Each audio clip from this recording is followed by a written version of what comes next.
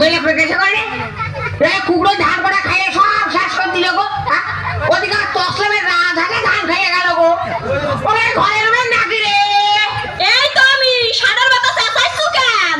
এই কুকড়ো ধান খেয়েছে তুই মাথার খুঁড়ির কাজ কি করতেছিস? বয়রা জলে একটু পানও খাওয়ার জন্য পান খাচ্ছি।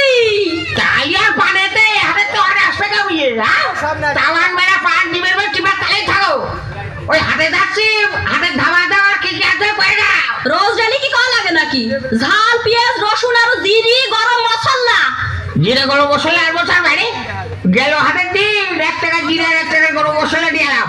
আরে সেটা কি করবি? ও ভাইয়া তুমি খাও না? তোমার নলের নিচে চলে গেলি তুমি আর কিছু ঠিক পাও না না? এই ওই গেল হাতের চেয়ে বড় তুই শাক খাইছি শাকের মধ্যে তো জিরে গরম মশলা পাওয়াম না রে। কি করতে হয়? আমার মনে হয় বিয়ে দিয়ে খাওয়াছো। আমি কি বাবু কিভাবে আত্মীয়তা করার লোক গো?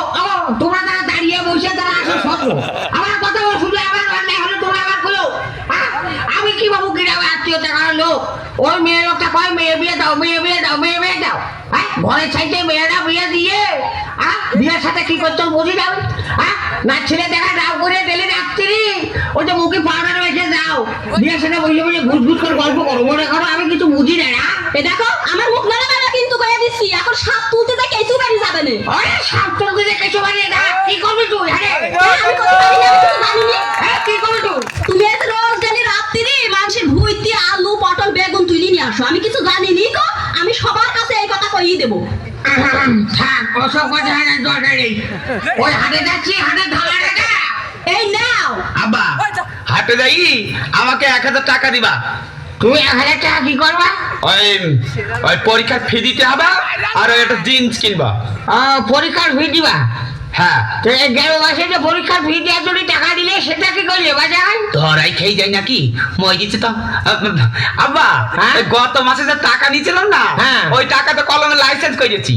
কলমের নাইশান করেছো? হ্যাঁ হ্যাঁ তা কলমে যে নাইশান করতে হয় এ তো আমার বাপের জীবনে কোনো শুনিনি রে। আরে আমারও তো ব্রিটিশ আমলে এক কলম রয়েছে সে কলমে তো নাইশান করা হয়নি।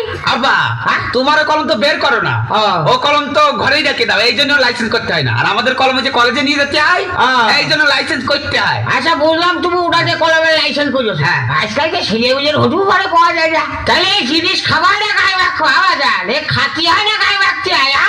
ডাক্তারি কিসের মধ্যে কি বলছে এই জিনিস গায়ে মারতে হয়। গায়ে রাখতে হয় বাড়িতে ঘাস ভাগানো খাটি শস্য তেল রয়েছে এটা তুমি গায়ে রাখতে পারো না? না। এটা গায়ে